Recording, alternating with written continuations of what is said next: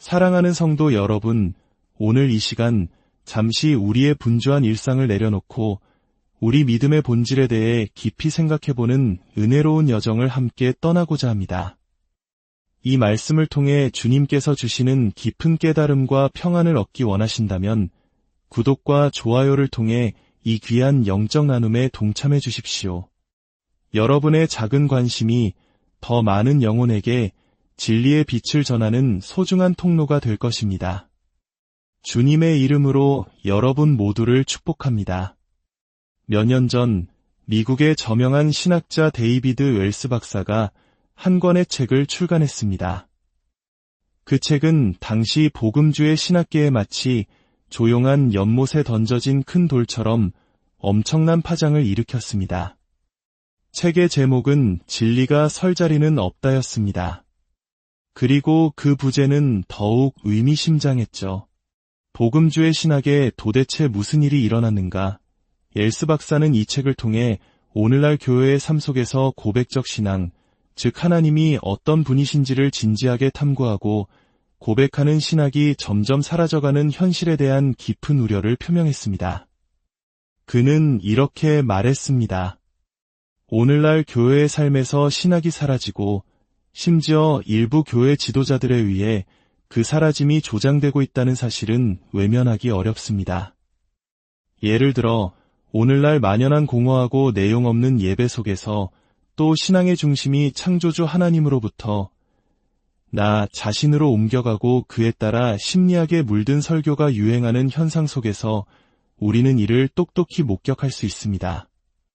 확신은 침식되고 귀에 거슬릴 정도의 실용주의가 판을 치며 우리 시대를 꿰뚫어 볼 통찰력은 상실한 채 비이성적인 감성에만 열광하는 모습에서 신학의 부재는 명백히 드러납니다. 이것은 비단 먼 나라의 이야기가 아닙니다. 오늘날 우리 한국 교회의 모습은 어떻습니까? 우리는 진정으로 하나님을 알아가는 일에 힘쓰고 있습니까? 아니면 단지 마음의 위안을 얻고 좋은 사람들과 교제하며 심리적인 만족감을 느끼기 위해 교회에 나오고 있지는 않습니까? 교회 성장과 성도들의 만족을 위한 프로그램은 넘쳐나지만 정작 하나님이 누구신지, 그분의 속성은 무엇이며 우리를 향한 그분의 뜻은 무엇인지에 대한 진지한 가르침과 배움은 점점 희미해져 가고 있는 것이 우리의 현실일지도 모릅니다. 오늘부터 시작될 이 시리즈는 바로 이러한 문제의식 속에서 개혁주의 신학이라 불리는 기독교 신앙의 한 위대한 전통이 무엇인지 그 핵심을 함께 살펴보는 시간이 될 것입니다. 개혁주의 신학의 모든 세부 사항을 다룰 수는 없겠지만 그 중심 사상이 무엇인지에 대한 명확한 그림을 여러분과 함께 그려보고자 합니다. 그리고 오늘 제가 가장 먼저 강조하고 싶은 것은 이것입니다. 개혁주의 신앙은 신학이다. 이 말이 당연하게 들릴 수도 있겠습니다. 하지만 저는 오늘 종교와 신학 사이에는 근본적인 차이가 있음을 분명히 하고 싶습니다. 몇 년 전 제가 겪었던 경험 하나를 나누는 것으로 이야기를 시작해 보겠습니다. 미국 중서부에 있는 한 기독교 대학의 초청으로 교수진을 대상으로 강연할 기회가 있었습니다. 당시 그 학교는 총장이 공석이었고 학교의 정체성을 재점검하는 중요한 시기를 보내고 있었습니다. 저에게 주어진 강연 주제는 기독교 대학이란 무엇인가? 였습니다. 캠퍼스에 도착하자 학장님이 저를 반갑게 맞아주셨고 학교 시설을 안내해 주셨습니다. 교수 연구동을 지나던 중 제 눈에 한 연구실 문에 붙은 명패가 들어왔습니다. 그곳에는 종교학과라고 쓰여 있었습니다. 저는 잠시 그 명패를 마음속에 담아두었습니다. 그리고 그날 저녁 교수님들 앞에서 강연을 시작하기 전에 저는 한 가지 질문을 던졌습니다. 오늘 오후에 둘러보니 이 학교에 종교학과가 있던데 혹시 이 학과의 명칭이 처음부터 종교학과였습니까? 그러자 강연장 뒤편에 앉아 계시던 한 노교수님께서 손을 드시고 이렇게 대답하셨습니다. 아닙니다. 원래는 신학과였습니다. 약 30년 전에 종교학과로 이름을 바꾸었지요. 저는 다시 물었습니다. 혹시 왜 바꾸셨는지 이유를 아십니까? 노 교수님은 잘 모르겠다고 하셨고 다른 교수님들도 뚜렷한 이유를 아는 분은 없었습니다. 아마도 졸업생들이 다른 일반 대학으로 편입하거나 학점 교류를 할 때 더 용이하게 하려는 실용적인 이유가 아니었을까 추측할 뿐이었습니다. 저는 바로 그 지점에서 기독교 교육이란 무엇인가에 대한 이야기를 풀어나갔습니다. 저는 그날 동료 교수님들께 종교 연구와 신학 연구 사이에는 하늘과 땅만큼의 깊은 차이가 있음을 상기시켜 드렸습니다. 머릿속에 두 가지 그림을 그려보시기 바랍니다. 첫 번째는 하나님 중심의 관점입니다. 이 관점에서는 가장 큰 원의 신학이 자리 잡고 있습니다. 그리고 그 아래에 종속된 작은 원으로 인간학이 있습니다. 이것은 중세시대에 신학은 모든 학문의 여왕이라고 불렸던 이유를 설명해 줍니다. 인간을 포함한 세상의 모든 학문은 궁극적으로 만물의 창조주이신 하나님의 본성과 성품을 연구하는 신학 아래에 있어야 한다는 사상이었습니다. 인간은 하나님의 형상대로 지음받았기에 인간을 제대로 이해하려면 먼저 그 원형이신 하나님을 알아야 한다는 것이죠. 반면에 두 번째 그림은 인간 중심의 관점입니다. 여기서는 가장 큰 원의 인간학이 있습니다. 그리고 그 아래의 작은 원으로 종교가 자리합니다. 오늘날 대부분의 세속대학에서 종교를 연구한다면 그것은 사회학과나 인류학과의 한 분야로 다루어질 것입니다. 이 차이가 무엇을 의미할까요? 신학은 첫째도 둘째도 하나님 그 자체에 대한 연구입니다. 반면에 종교는 특정한 형태의 인간 행동에 대한 연구입니다. 세상에는 수많은 종교가 있고 종교를 가진 사람들은 기도, 예배, 제사, 찬양, 헌신과 같은 특징적인 행동들을 합니다. 인간적인 관점에서 종교를 연구하는 것은 초자연적인 존재에 대한 믿음을 가진 사람들이 개인적으로나 공동체적으로 어떻게 행동하는지를 관찰하고 분석하는 것입니다. 제가 처음에 개혁주의 신앙은 종교가 아니라 신학이다라고 말씀드린 의미가 바로 여기에 있습니다. 개혁주의 신앙은 단순히 인간의 행동 양식을 연구하는 것이 아니라 하나님을 중심에 둔 견고한 믿음의 체계이며 삶 전체와 세상을 바라보는 세계관 그 자체입니다. 우리가 사는 세상은 이런 말을 흔하게 합니다. 무엇을 믿는지는 중요하지 않아. 진실하기만 하면 돼. 이 말 속에는 하나님께서 우리에게 정말로 원하시는 것은 우리가 종교적인 사람이 되는 것이라는 생각이 깔려 있습니다. 어떤 종교든 상관없이 그저 진심으로 종교 생활을 하면 된다는 것이죠. 하지만 이러한 생각은 성경적 기독교의 가르침과 정면으로 충돌합니다. 성경은 인간이 본성적으로 치유 불가능할 정도로 종교적인 존재임을 인정합니다. 세상 어디를 가든 다양한 형태의 종교적 행위가 발견됩니다. 하나님께서 이스라엘 백성을 택하시고 거룩한 나라로 구별하셨을 때 그들만이 유일한 종교인은 아니었습니다. 주변의 모든 민족들은 각자 자기들만의 독특한 종교를 가지고 있었습니다. 그러나 하나님께서 당신의 백성과 언약을 맺으시고 그들을 거룩하게 구별하여 부르셨을 때 율법의 가장 첫머리에서 몇 가지를 절대적으로 분명히 하셨습니다.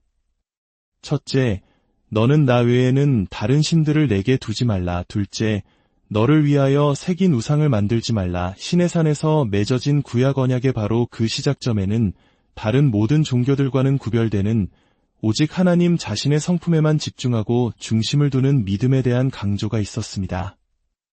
하지만 우리는 구약의 이스라엘 역사 초기에 무슨 일이 일어났는지 잘 알고 있습니다. 출애굽기 32장에는 우리에게 너무나도 익숙한 충격적인 사건이 기록되어 있습니다. 모세가 하나님의 율법을 받기 위해 시내산에 올라가 있는 동안 산 아래 백성들 사이에서는 끔찍한 배교 행위가 벌어지고 있었습니다. 모세가 산에서 내려와 여호수아와 만났을 때 여호수아가 진영에서 들려오는 큰 소리를 듣고 말합니다. 진중에서 싸우는 소리가 나나이다. 그 거대한 함성과 외침은 마치 전쟁터에서나 들을 법한 소리였습니다. 그러나 모세는 달랐습니다. 그는 가까이 다가가며 말합니다. 이는 승전가도 아니여 패하여 부르짖는 소리도 아니라 내가 듣기에는 노래하는 소리로다. 상상해 보십시오. 모세는 방금 시내산 정상에서 하나님과 얼굴을 마주하고 대화하며 거룩한 율법을 받아 내려오는 길이었습니다. 그런데 산 아래 그의 백성들은 그를 기다리지 못하고 대제사장 아론을 부추겨 자신들을 위한 금송아지를 만들었습니다. 그들은 주변의 다른 민족들처럼 손에 잡히는 신, 눈에 보이는 신, 자신들을 흥분시키고 시대에 맞는 힙한 신을 원했던 것입니다. 그리고 하나님께서 친히 구별하여 세우신 첫 대제사장 아론은 백성들의 그릇된 요구에 굴복하여 그들에게 금송아지를 만들어 주었습니다. 그들은 금송아지 주위를 돌며 노래하고 춤추며 열광적인 종교 축제를 벌이고 있었습니다. 하나님께서는 이 모든 것을 산 위에서 보고 계셨습니다. 하나님께서 모세에게 말씀하십니다. 너는 내려가라. 내가 애굽 땅에서 인도하여 낸 내 백성이 부패하였도다. 그들이 내가 그들에게 명령한 길을 속히 떠나 자기를 위하여 송아지를 부어 만들고 그것을 예배하며 그것에게 제물을 드리며 말하기를 이스라엘아, 이는 너희를 애굽 땅에서 인도하여 낸 너희의 신이라 하였도다. 그리고 주님은 이어서 말씀하십니다. 내가 이 백성을 보니 목이 뻣뻣한 백성이로다. 그런즉 내가 하는 대로 두라. 내가 그들에게 진노하여 그들을 진멸하고 백성들은 분명 종교 활동에 참여하고 있었습니다. 그러나 그들이 벌이던 축제는 하나님의 거룩한 성품을 왜곡하고 타락시킨 이 세상에 속한 신학을 바탕으로 한 종교였습니다. 그것은 참되고 영광스러운 하나님께 대한 예배가 아니라 인간의 손으로 만든 피조물을 경배하는 우상 숭배였습니다. 그들은 자신들의 손으로 만든 그 금송아지가 자신들을 애굽의 노예 생활에서 구원했다고 외쳤습니다. 귀가 있어도 듣지 못하고 눈이 있어도 보지 못하며 전능하기는커녕 아무 능력도 없는 무능한 우상에게 기도하고 제물을 바쳤던 것입니다. 로마서 1장에서 사도 바울은 하나님께서 만물을 통해 당신의 영원하신 능력과 신성을 분명히 나타내 보이셨으므로 이 세상 누구도 하나님을 알지 못한다고 핑계댈 수 없다고 선언합니다. 그러나 인류의 가장 근본적인 죄는 바로 그 하나님에 대한 지식을 억누르고 불의로 진리를 막으며 썩지 아니할 하나님의 영광을 썩어질 사람과 새와 짐승과 기어다니는 동물 모양의 우상으로 바꾸는 것입니다. 창조주 대신 피조물을 섬기는 것입니다. 사랑하는 성도 여러분, 우상 숭배는 먼 옛날 원시 부족들만의 죄가 아닙니다. 그것은 바로 오늘 우리 안에 도사리고 있는 가장 뿌리 깊은 죄악의 경향성입니다. 기독교라는 종교조차도 우리가 하나님의 참된 속성을 우리 마음대로 제거하고 예배의 중심에 하나님 자신이 아닌 다른 어떤 것을 놓을 때 얼마든지 우상 숭배가 될 수 있습니다. 만약 우리가 개혁주의 신학의 본질을 제대로 이해하고자 한다면 그 가장 엄격하고 철저한 초점이 바로 신학, 즉 참되신 하나님을 아는 지식에 있음을 기억해야 합니다. 오늘날 많은 사람들이 신학은 중요하지 않다고 말합니다. 앞서 소개한 웰스 박사가 그의 책에서 통탄했던 바와 같이 중요한 것은 좋은 감정을 느끼고 심리적인 필요를 채우며 따뜻한 교제 속에서 소속감과 자기 존재감을 느끼는 것이라고 말합니다. 신학이나 교리는 사람들을 분열시키고 논쟁만 일으키는 골치 아픈 것이라고 치부해버립니다. 우리에겐 교리가 아니라 삶이 필요하다고 외칩니다. 그러나 개혁주의 신학의 심장부에는 바로 이러한 외침에 대한 단호한 대답이 있습니다. 신학이 곧 삶이다. 왜냐하면 신학은 하나님을 아는 지식이며 우리의 삶을 이끌어가는 데 있어 하나님을 아는 지식보다 더 중요하고 본질적인 것은 존재하지 않기 때문입니다. 이것이 바로 종교개혁의 핵심 정신이었습니다. 당시 가톨릭 사제들의 부패와 도덕적 타락은 심각했습니다. 그러나 마르틴 루터는 이렇게 말했습니다. 에라스무스는 교황의 배를 공격했지만 나는 교황의 교리를 공격했다. 루터는 개혁 진영 안에도 부도덕한 행실이 있음을 인정했습니다. 하지만 그는 말했습니다. 우리가 가장 먼저 하려는 것은 하나님에 대한 건전하고 올바른 이해에 도달하는 것이다. 왜냐하면 우리의 삶은 우리가 먼저 그 원형이시며 이상이신 그리스도 안에 나타난 참된 인간성의 모델을 명확히 이해하기 전에는 결코 개혁될 수 없고 그리스도를 닮아갈 수 없기 때문이다. 그리고 그것은 바로 신학의 문제입니다. 그러므로 우리는 개혁주의 신앙이 모든 구조를 관통하는 하나의 확고한 신학이라는 분명한 인식에서부터 우리의 여정을 시작해야 합니다. 사랑하는 성도 여러분, 오늘 말씀을 통해 우리의 믿음이 어디에 서 있는지 돌아보는 귀한 시간이 되셨기를 바랍니다. 나의 신앙은 하나님 중심입니까? 아니면 나 자신에게 중심을 둔 종교 활동에 머물러 있습니까? 참되신 하나님을 알아가는 고통스럽지만 영광스러운 길을 걷고 있습니까? 아니면 쉽고 편안한 길에서 마음의 위안만을 구하고 있습니까? 다음 시간에도 이어서 우리의 믿음을 더욱 굳건하게 세워줄 개혁주의 신학의 위대한 진리들을 함께 나누도록 하겠습니다. 주님의 은혜와 평강이 여러분의 삶과 가정 위에 늘 함께 하시기를